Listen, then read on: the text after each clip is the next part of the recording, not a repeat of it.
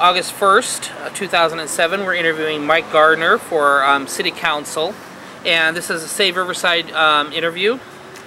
Okay, the first Ward 1.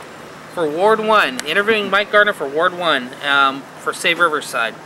Our first question is, Mike, how do you differ from your opponent, Don Betro? I think there are two primary differences. The first is our view of how the government process should work. I think it should be a very participative process. I would actually encourage and solicit the views of constituents and interested parties. Mr. Betro seems to prefer more of a directive process where he makes the decisions and doesn't seem particularly interested in what stakeholders' views may be. I think the second difference is our view of what's best for the city. I think he is more favoring a very large city kind of an atmosphere. I think we do need some improvements and changes and modernization downtown, but I don't want to take it all away. And one of the things that I treasure about Riverside is a small town feel that we have. And I don't want that to go away. I think we need to preserve that. Okay. Would you vote to get rid of Smart Park? I don't know that it will come to a vote. I am in favor of certainly dramatically changing Smart Park. I would like to turn the vast majority of it off and kind of start the process over with a real analysis and, again, a participative process with the people who were involved, the downtown business owners, the people who come downtown to park, the library, which lost quite a bit of its free parking, to talk about what actually is needed, what would be beneficial, what didn't work in what we've had so far, and try to come up with something that will work. It may include some paid parking, it may not, but I would like to change it, certainly. Okay. Okay, the next question is, would you pledge to protect our right to have animals and horses as we've been able to do, or would you vote against any unreasonable restrictions against any proposed animal limits? I don't think we need limits so much as to enforce the laws that we already have. We have noise laws, we have nuisance laws, we have leash laws. I think we need to continue with incentives for people to spay and neuter, particularly their dogs and cats.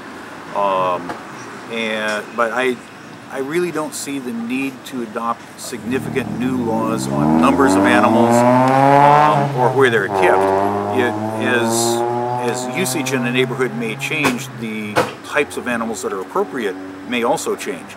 But that will come from zoning, not from laws. Okay, let's give it a second.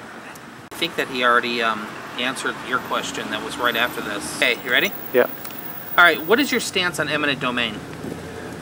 I think that eminent domain for redevelopment is simply wrong. I recognize that it's legal, the Supreme Court has said that it can be done, but that doesn't make it right. I don't think that government should take anyone's private property for anything but a governmental purpose, and then only as a last resort. Okay, this is a two-part question. So, what do you think is wrong with the way Riverside is using eminent domain, and also what do you think is right about the way Riverside is using eminent domain?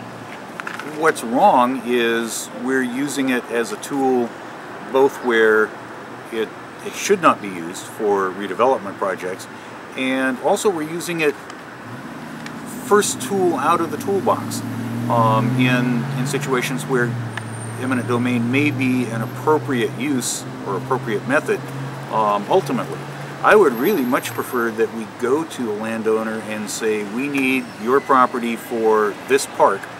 Are you willing to sell? What's a fair price? How can we help you find a new house, find a new business spot? And see if you can do it without getting into the actual taking or threat of taking. I think it should be a last resort, and it should be only for a true governmental purpose. What we're doing right is honestly not very much. We have used eminent domain on occasion for real governmental projects.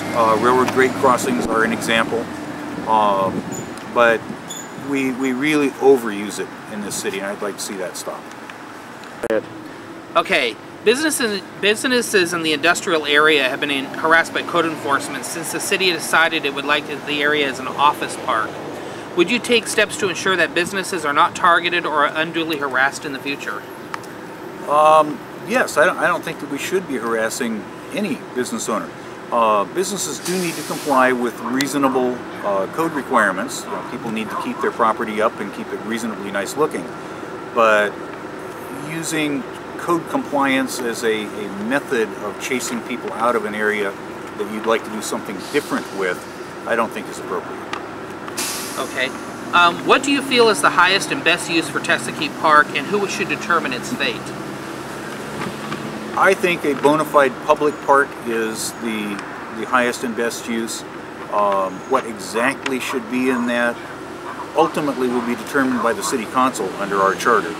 But I think it should be with major input from interested parties. My personal view, what I would like to see there is limited sports fields and a park more along the lines of Fairmont Park, a more passive park. I think a water feature would be nice. I'd like to see some kind of a trailhead interface with the bike trail which passes by the end of the park. And I'd like to see it kind of transition from a planted, maintained park into more of a wilderness habitat preservation area in the surrounding areas as you leave the actual park property and enter the river bottom. Okay, we may have touched on this before, but there's a question. In Ward 1, would you fight to save and protect small businesses and other types of businesses in downtown area? Absolutely. I think small business is what drives the economy of this country and the economy of Riverside in particular. I think that the city has mistakenly encouraged some large businesses to come in at the expense of small locally owned business. Big box stores don't generate new sales tax revenue, which tends to drive the city. All it does is change where the sales tax revenue is collected from. An example is the Home Depot. When Home Depot came in, Riverside County Lumber went out. Same people, just a different store. Okay. In the Magnolia specific plan, it shows many trees along Magnolia and along Market Street that are currently gone under the plan. Would you protect all the city's trees, including the ancient oaks and magnolias that line Magnolia Avenue? Yes, I think that Riverside prides itself on being a city of trees, and that's something that we are kind of losing touch with recently. I think that's a mistake. Trees are not only beautiful, they're also good for the environment, provide good habitat for a variety of birds and mammals, and I would like to protect our trees. We have to recognize that there are times when a tree has to go. Trees are living organisms and they have a lifespan like everything else. Some get sick and you have to deal with that, but we should not be reducing the number of trees in the city, we should be increasing the number of trees in the city. Okay. Would you fight to see that the acreage taken from Fairmont Park, known as the Fairmont Park frontage, is added back to Fairmont Park and protected from any commercial development or other building?